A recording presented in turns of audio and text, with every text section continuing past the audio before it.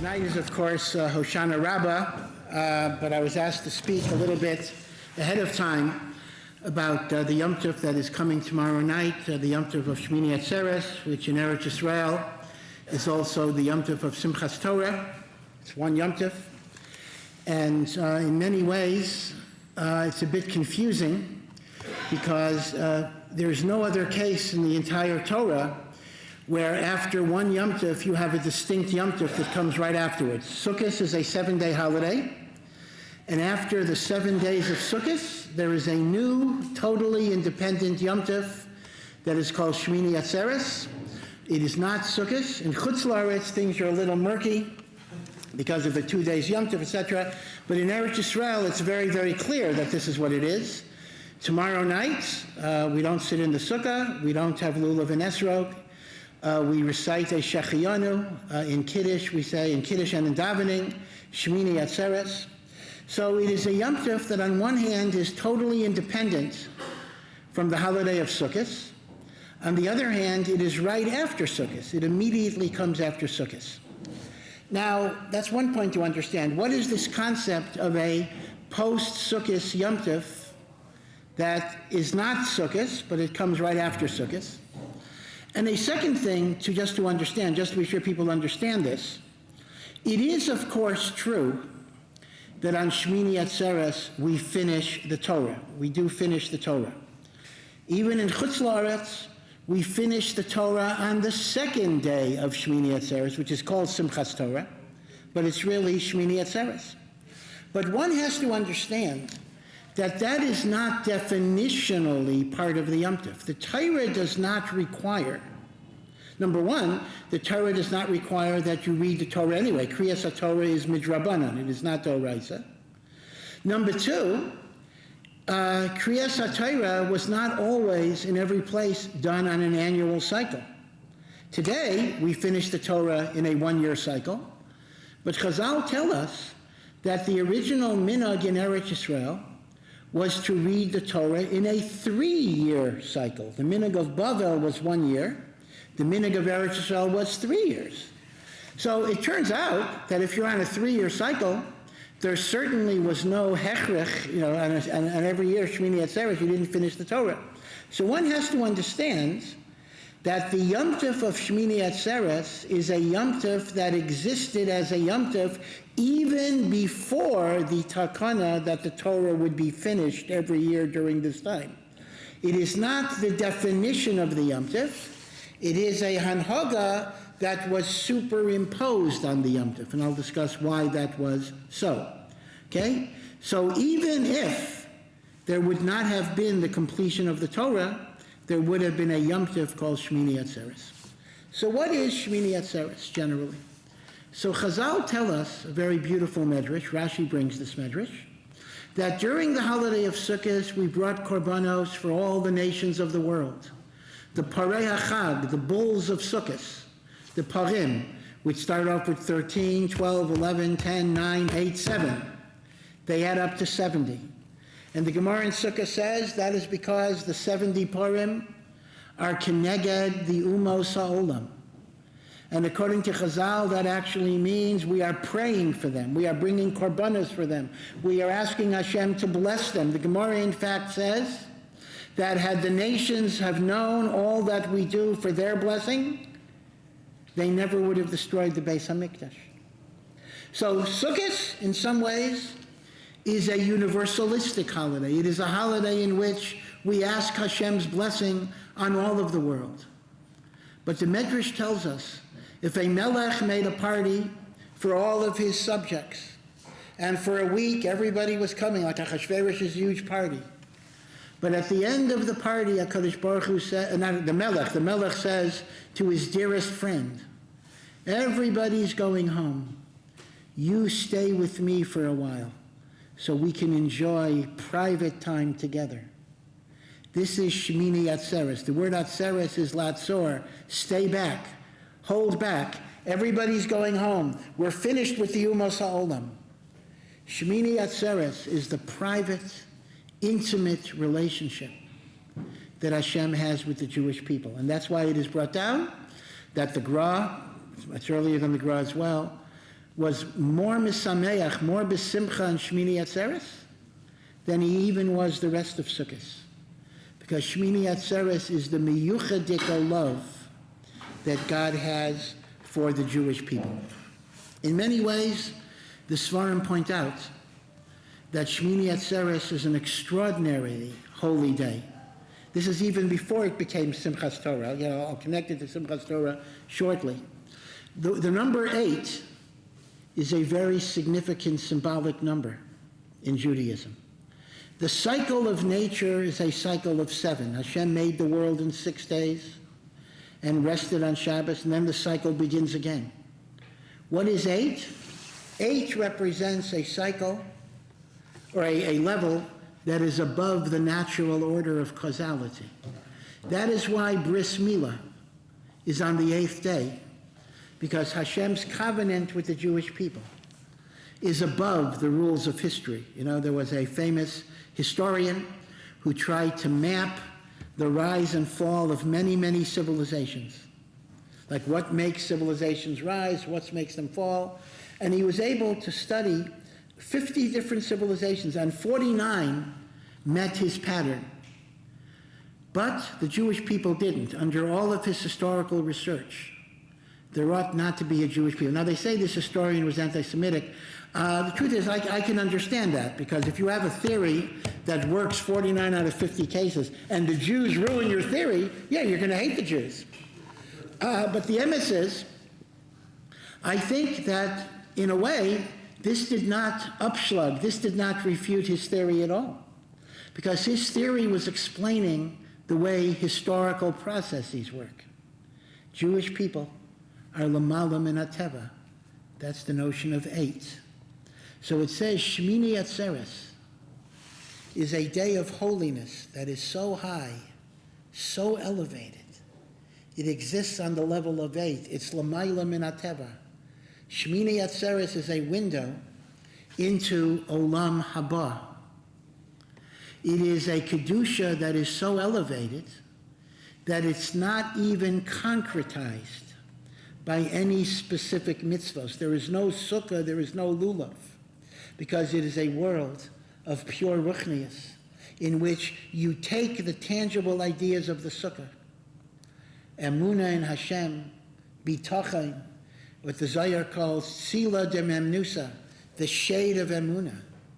But instead of having it outside of yourself, it is inside of yourself.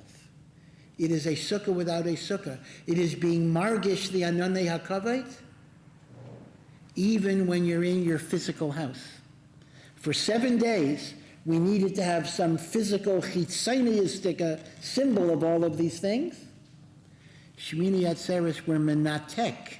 We pull ourselves away from that, and we're able to be machnis into our bias. So it's an extremely holy, elevated day. According to some, and here I have to backtrack a little bit about Hoshana Rabbah. Hoshana Rabbah is technically only a day of Chol HaMoed. It's not even a Yom Tov. But the Zohar HaKadosh tells us that Hoshana Rabbah is also a day of din, a day of judgment. And the way it's described is, on Rosh Hashanah, Hashem gives us a kesiva, a preliminary judgment. And then depending on our tshuva, on Yom Kippur, that judgment is sealed, is signed. But even after it's signed, Kaviyachol, HaKadosh Baruch Hu keeps it in his desk. On Hoshana Rabbah, he delivers the psak din to the malachim to carry out. So you still have a chance in tshuva to have that ripped up. But there is a girsa in the Zohar that even after he delivers the psak din to the malachim are not empowered to act upon it until Shmini Atzeres. So Shmini Atzeres is actually said to be the 4th stage. The musaf of Shmini Atzeres is said to be the 4th stage. Now the emes is, Sfarim go even further. There are some Sfarim that indicate certain elements of din go all the way to Chanukah, etc. So HaKadosh Baruch Hu gives us chances, I think as the Rosh Yeshiva said, extra innings, and the like. But in this sense, this is why, because Shmini Atzeres is connected to the number 8. And let me remind you, if you remember the Yom Kippur Avodah, When the Kohen Gadol goes into the Kodesh HaKadoshim, the blood of the par, the blood of the bull, is sprinkled 8 times, and the blood of the goat is sprinkled 8 times. 1 up, 1 down, 7 down. And again, the Maharal says, because 8 is above the laws of nature, and tshuva and forgiveness is above the laws of nature. Because logically, how can there be tshuva? How can I change the fast? I murdered somebody, I destroyed something. How can my tshuva make a difference? The answer is tshuva is a miracle that is above nature. And that is why the day of tshuva, the day of forgiveness, is connected to 8. And Shmini Atzeres is connected to 8. Because it is a day that transcends the physical. That is why it says the Gemara has an acronym, the Gemara has an abbreviation in Maseches Rosh Hashanah that describes the different halachos of Shmini Atzeres. And there are 6 different halachos. We don't have to go over the halachos in particular, but they spell 2 words, pazer, kashev. Right, the pei stands for something, each letter stands for a different halacha. But what's fascinating is this acronym actually spells out 2 words, intelligible words. It's not just a nonsense syllable. Pazer kashev means he listens, kashev, he listens to the pazer, to that which is scattered. So it says, on the day of Shmini Atzeres, HaKadosh Baruch Hu even takes the jumbled, mavulbul thoughts in our heart, in our mind, that we can't even organize. And HaKadosh Baruch Hu takes from the panemius of the lave. A person has many feelings in their heart. They can't even identify exactly what it is that I want to be, what type of life do I want to have, what type of relationship do I desire to have with HaKadosh Baruch Hu? There are moments of stirrings, there are moments of feelings, but they're sometimes very, very deep, and they don't always come to the surface. And they can't always be articulated. But Pazer Kashev, Hashem takes the scattered thoughts in my heart, and Hashem listens to them. Right? So one has to understand how significant this Yom Tov is. A celebration of the intimacy, the love that Hashem has for every Jew. The idea that Sukkah taught us about our vulnerability. It taught us about feeling the clouds of glory. Shmini Atzeres now says, take those lessons and bring them into the bayis, not just in the Sukkah, bring them into the bayis. Because the Sukkah is a diras harai, the Sukkah is a temporary dwelling. But when you bring it into the bayis, it becomes a permanent chelek of who you are. That's why it was very funny. I don't know if any of you, maybe the older people remember this. Now, obviously the most popular machzor in America, English machzor, is of course the Art Scroll, probably worldwide. Before the Art Scroll, if you go back a little bit, was the Birnbaum. But before the Birnbaum, there was the Adler machzor. I don't know if you've ever seen an Adler machzor. It's very interesting. Adler machzor is actually from England, but they actually translated the piyutim with rhymes. They actually did poetry and the like. So in the Adler machzor, I still remember this as a kid, they always translated Shmini Atzeres as the 8th day of solemn assembly. Did you ever see that translation? The 8th day of solemn assembly. Now, where do you get the word solemn there? Atzeres can mean assembly. Asifa, Kanishta, the Targum says Atzeres means gathering. But solemn? Fakert, the Torah says by Shmini Atzeres, V'yisa ach someach. You should only be happy. And the Gemara explains, why do I say only be happy? Because there's no other mitzvah except to be happy.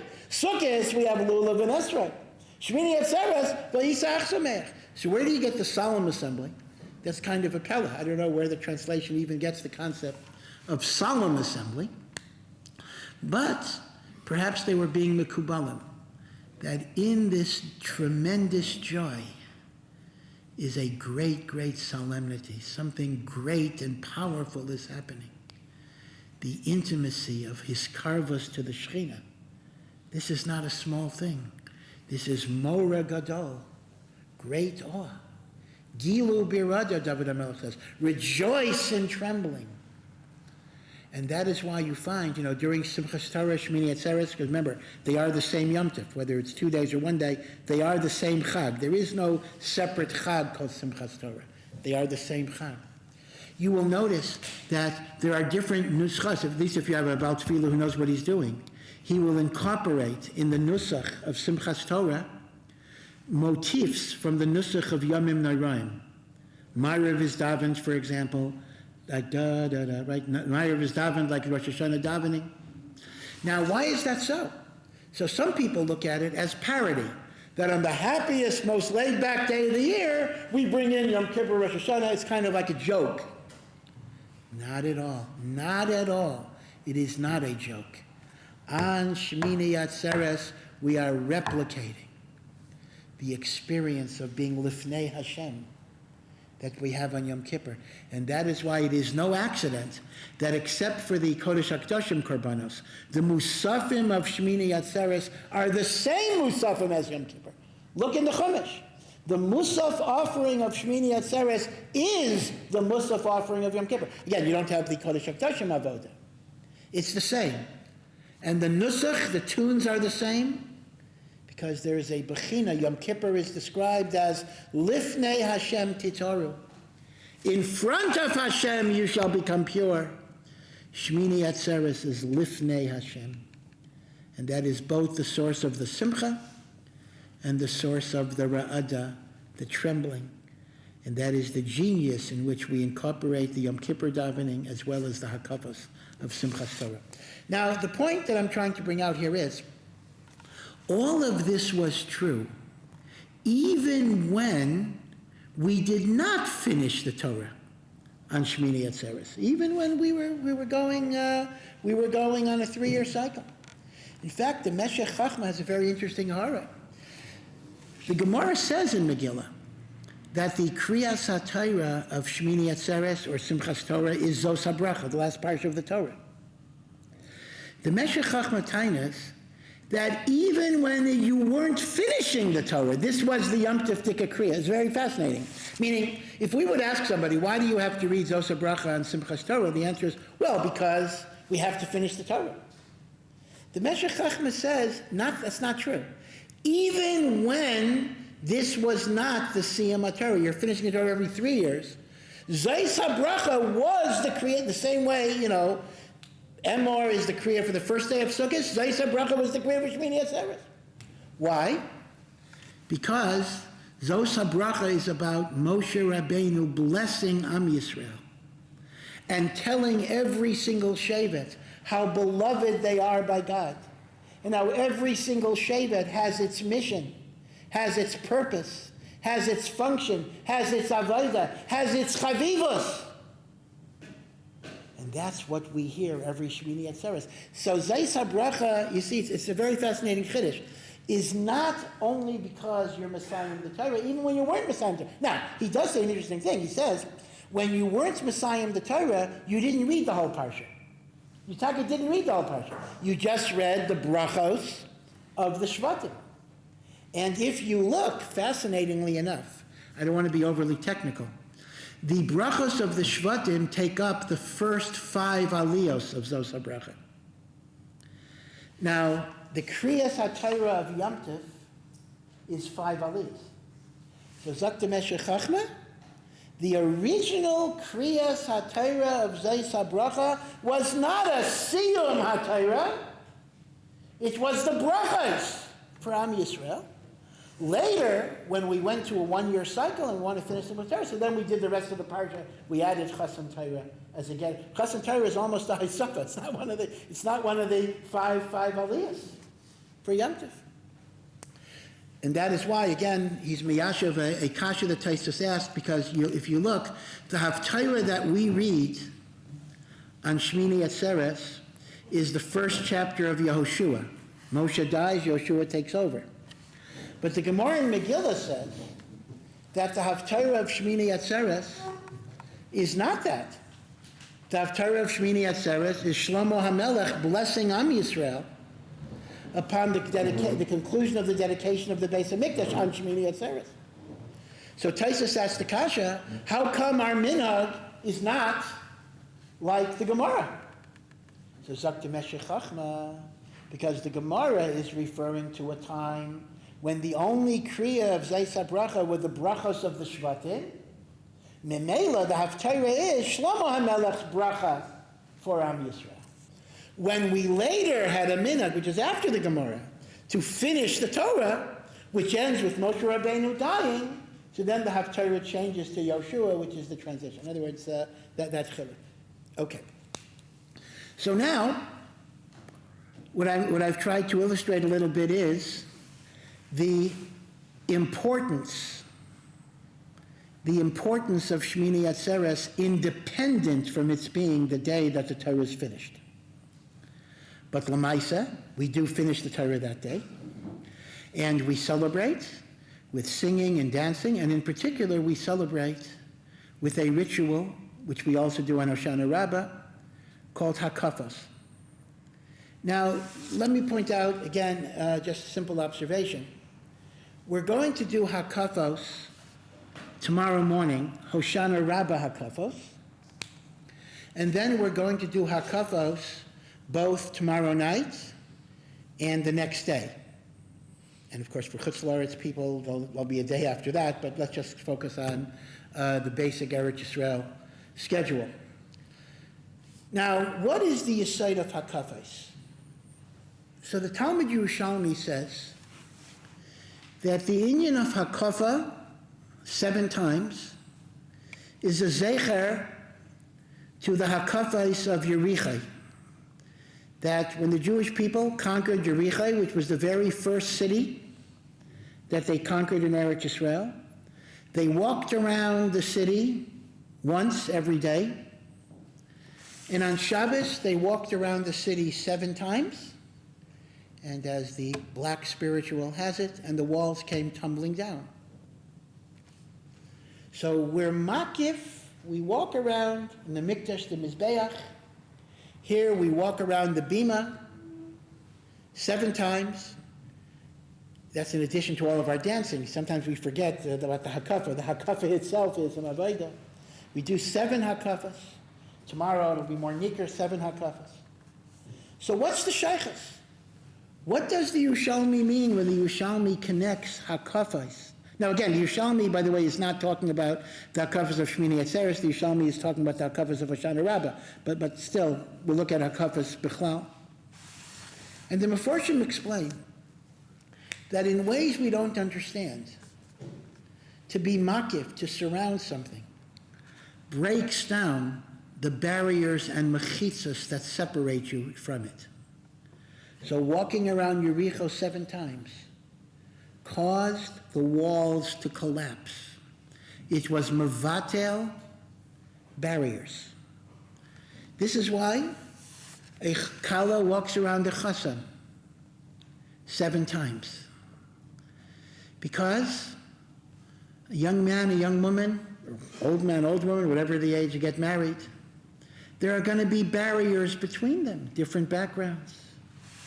The kala is mispalelas in her hakafa, that the mechitzas hamavdilais should collapse.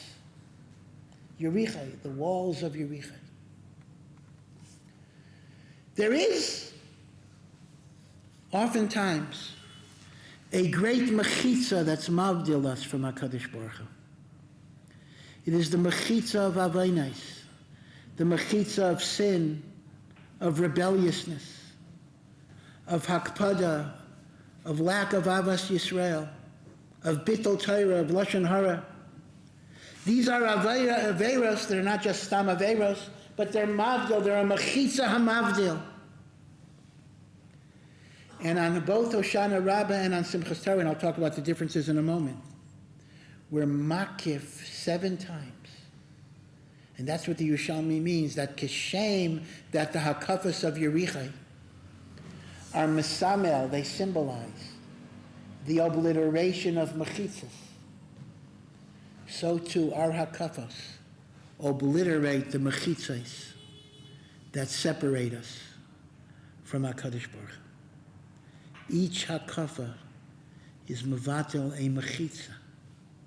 Now there's an nafkamina, so let's just focus a little bit on mechanics between the hakafais of Hoshana Rabbah and the hakafais of Shmini Atzeres Simchat Torah.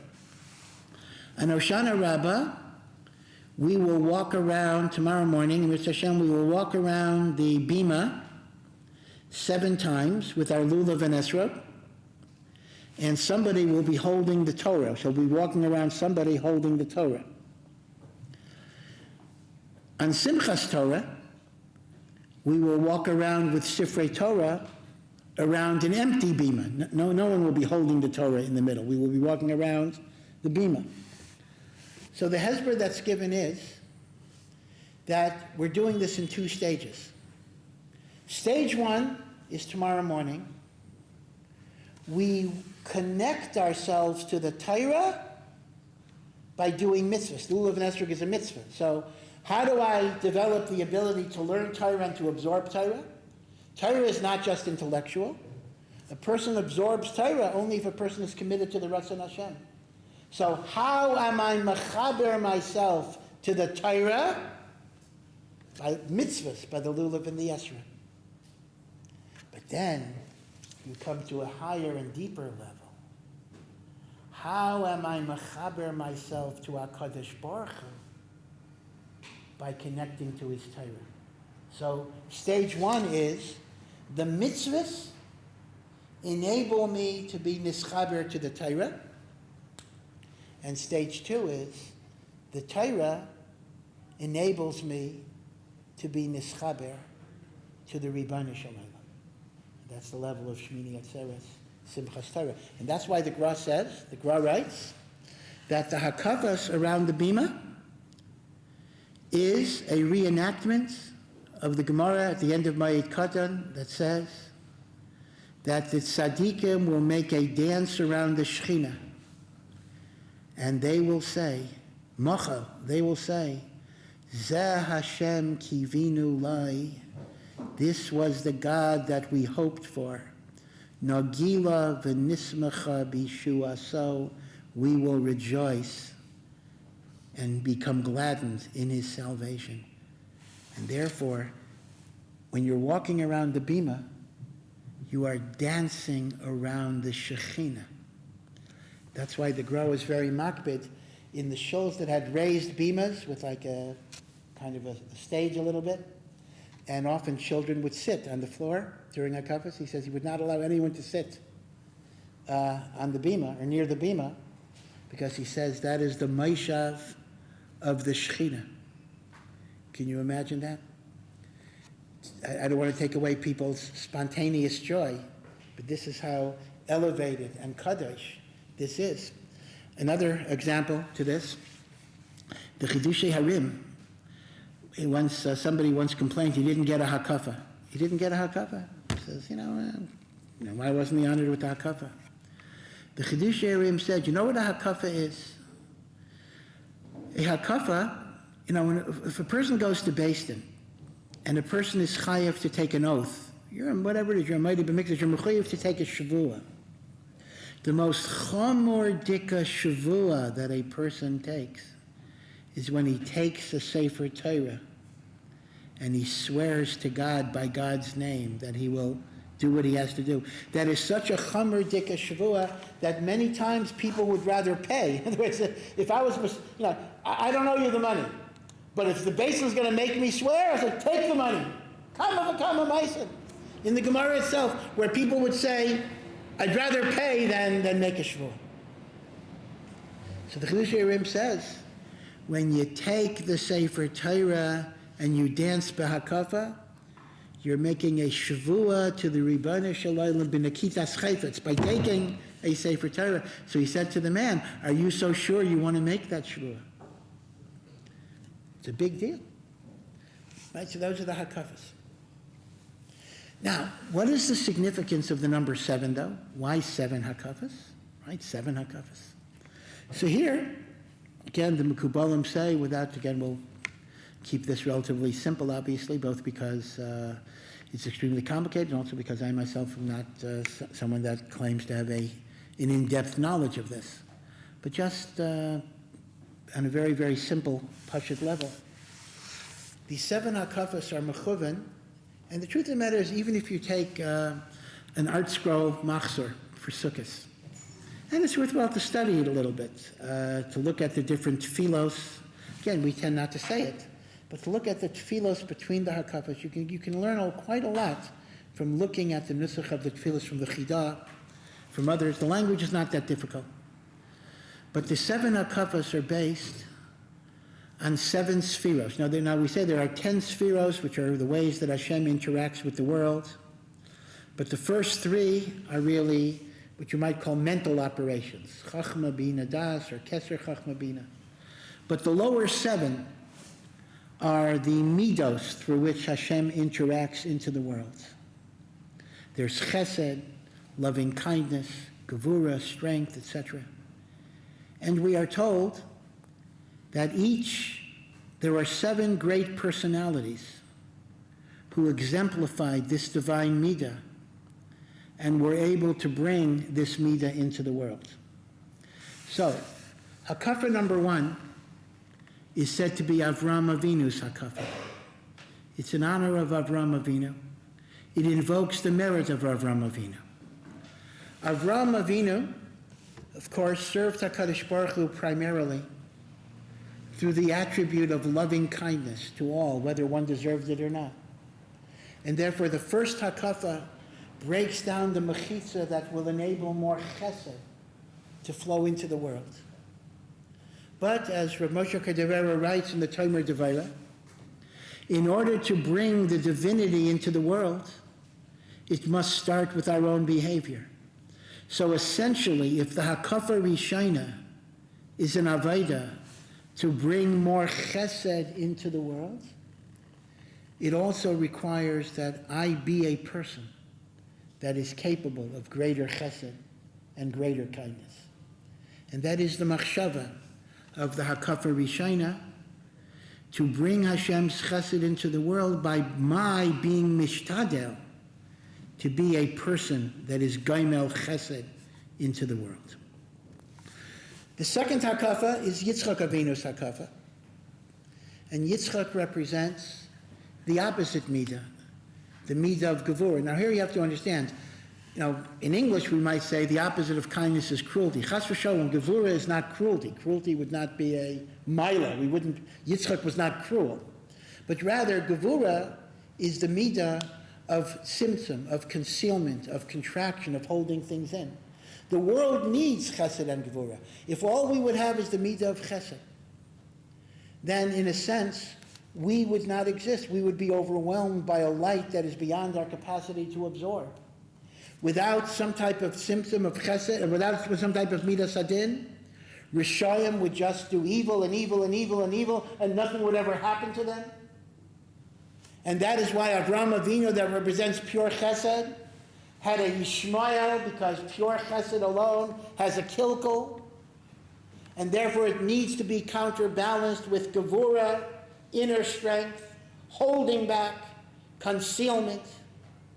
And therefore, if the first hakafa is asking HaKadosh Baruch Hu, make me a kinder person, the second hakafa is asking HaKadosh Baruch Hu, make me a stronger person, a more disciplined person, a person who is able to be contained, a person who is able to focus, a person who will not be dissipated. Remember, about the teva of a Baal Chesed is to kind of go this way, that way, that way, that way. Oh, you need a ride to the doctor, and you need this, you need that, you need that. The person will never concentrate on his own avodas Hashem. So chesed has to be counterbalanced with gevurah. Give me kindness, but also give me strength.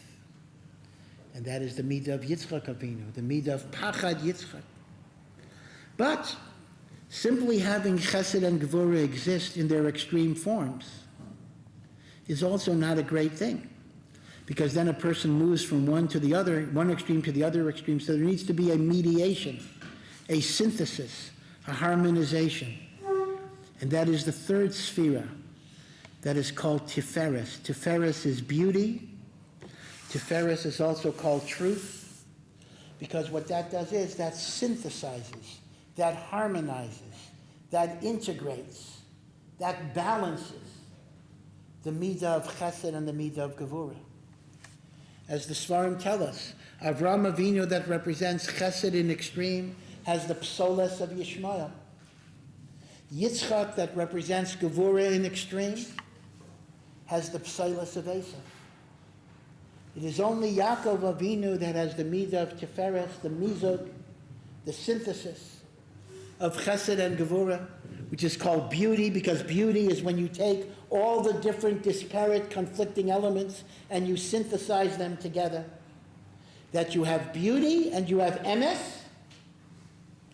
The Maharal says that is why Torah is compared, as there's so many things about the number 3, the Torah was given in the 3rd month, etc., to a threefold nation, the Gemara in Shabbos says, because 3 represents the harmonization of chesed and gevurah, and that's why the Maharal Sefer on Torah is called Tiferes Yisrael, the beauty of Israel, because beauty is synthesis, harmonization, and balance. So the first 3 hakafas: give me the capacity for kindness, give me the capacity for strength and discipline, and give me the capacity to know when to use one and when to use the other, because that itself takes a cheshbon and a chachma, a wisdom. So that is the first triad, that is the first synthesis, right? Thesis, antithesis, synthesis, the harmonization. We then come to the 4th hakafa. Again, each of these hakafas are obliterating mechitzas. Now the 4th hakafa, like the Ushpizin, does not follow chronological order. The 4th hakafa is said to be the hakafa of Moshe Rabbeinu. By the way, there are no accidents. Even the songs, there are no accidents. You might recall from other Simchat Torahs a song that we sing in honor of Moshe Rabbeinu, right? In honor of Hashem, the Torah, and Moshe Rabbeinu, right? Ein adir kashem, ein baruch keven amaram, ein gedulah katorah, v'ein dorsheha ki Yisrael. It goes to the whole olive page. Right? Everyone remembers that. For some reason, throughout the world, everybody loves to sing it in a Sephardic way. But the thing is, it was written by the Maggid of Kuznetz, who was a Polish Hasidic Rebbe. So I don't know. It is not a Sephardic piyut, although it's taka written in the style of Sephardic piyutim. So maybe people think it's a Sephardic song. It's a pure Polish Ashkenazic song, and it's in honor of the Torah and in honor of Moshe Rabbeinu. But do you understand?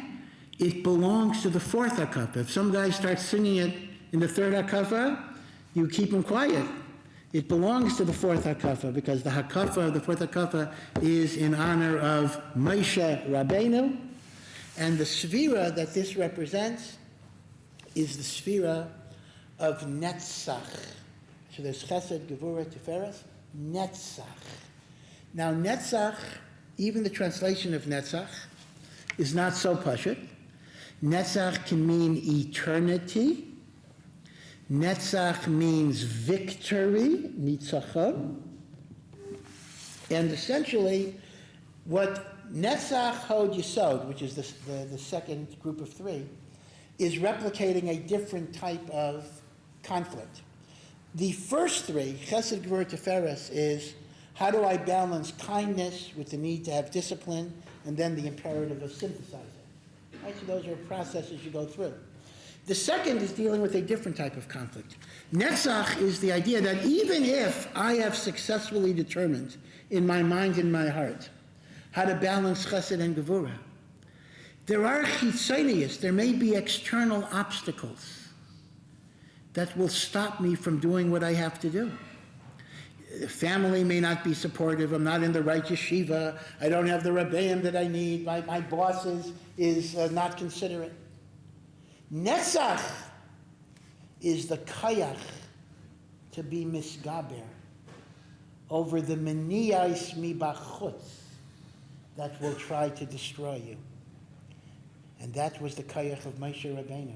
That Moshe Rabbeinu had a very difficult nation in the Midbar. That's why when rabbis complained that they're not getting respect from their congregants, whatever it is, Moshe Rabbeinu had it rougher. And yet Moshe Rabbeinu did what he had to do. He had the koyach to be miskaber over all of the meniyas, to do the Ratzon Hashem. So Netzach is this koyach to be miskaber over all of the external factors in my life that stop me from serving Hashem. But the same way that too much chesed can be destructive and it needs to be counterbalanced with gevurah, Netzach can also be a destructive midah. Because when a person is totally strong in terms of, I'm not going to let anybody stop me from what I have to do, they have become like a steamroller mentality in which they no longer think of other people at all. Meaning, I got to get in my Seder no matter what, so I don't care, if you have to go to the hospital because you have a heart attack, I don't pay attention to it. So the downside of a Netzach personality could be a sense of indifference to the plight of others, to the need of others. So just as chesed has to be balanced by gevurah, and gevurah has to be balanced by chesed, so too Netzach needs a balance, and that is the fifth hakaf of Aaron HaKayin, which is called Hod, glory. And we know that Aaron HaKayin's midah was Ohev Shalom, V'Reidev Shalom, the lover of peace, the pursuer of peace. If Netzach basically says, I must do what I must do and I will not let you stop me, Hod is the midah of Tzimtzum that holds itself back and says, I will let you have your makom, I will let you have your place, I will let you play your role, I will not try to interfere with you. Now, Hod has a downside as well. It was that very attitude that causes the chet ha'egel. You want to build an egel? Okay, I understand there's many deeper explanations. But, Aaron's not going to be moich. So, Netzach is the koyach to be miskaber.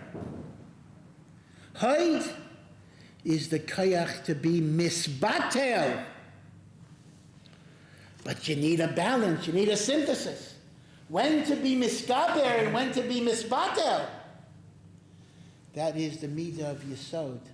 That's the sixth hakafa, which is Yosef HaTzadik. Yosef HaTzadik, again, Lefi Pshutai, in his own life encapsulated both of those extremities. Yosef, on one hand, was Menatseach, no matter what his environment.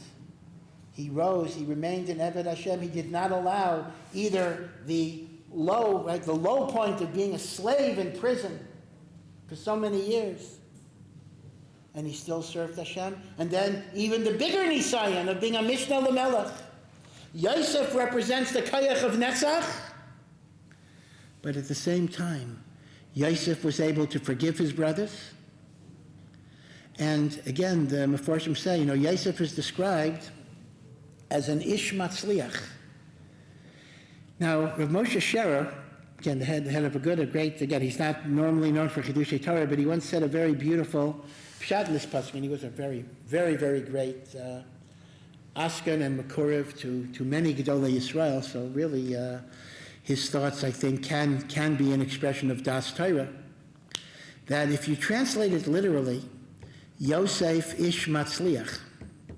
Ish matzliach does not mean a successful person, although that's how we translate it, and even in modern Hebrew. But matzliach is a person who makes other people successful.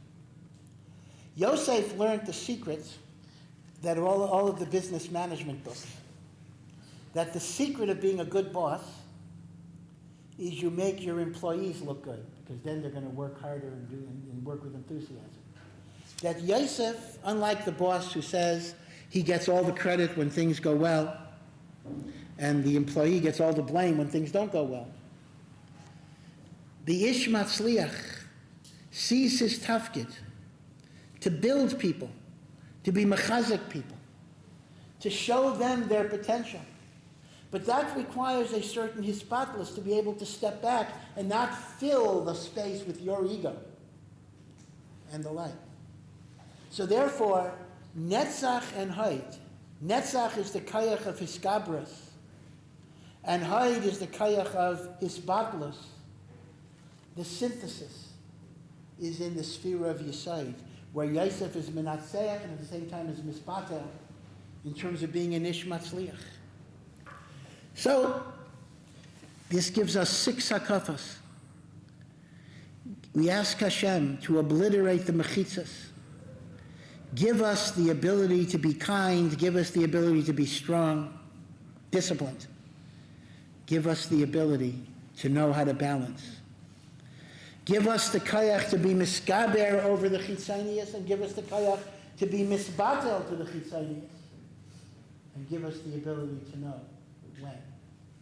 And then we come to the 7th hakafa, which is the hakafa of David HaMelech, and that is why, indeed, David Melech Yisrael Chai V'Kayam is often sung during that hakafa b'dafka.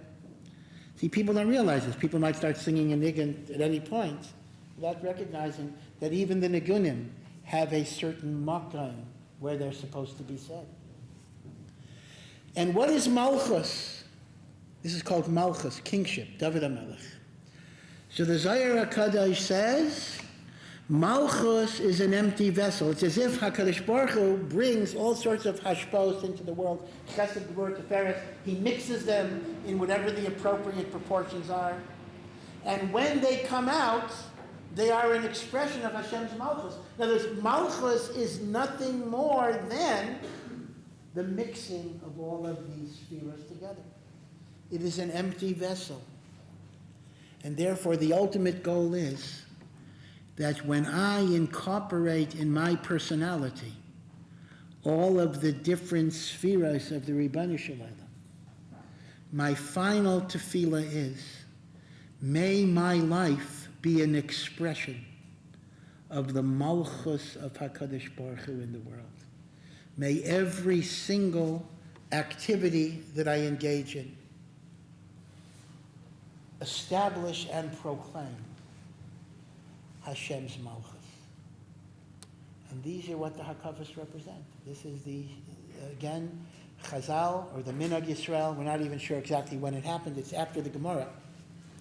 But the Minhag Yisrael, to combine the Simchat Torah with Shmini Atzeres and to incorporate them in a ceremony of hakafas, which is really mentioned by the Gaonim for Simchat Torah, really stems from this idea of breaking down barriers, breaking down walls, and triggering each one of the 7 spheres, culminating in Malchus.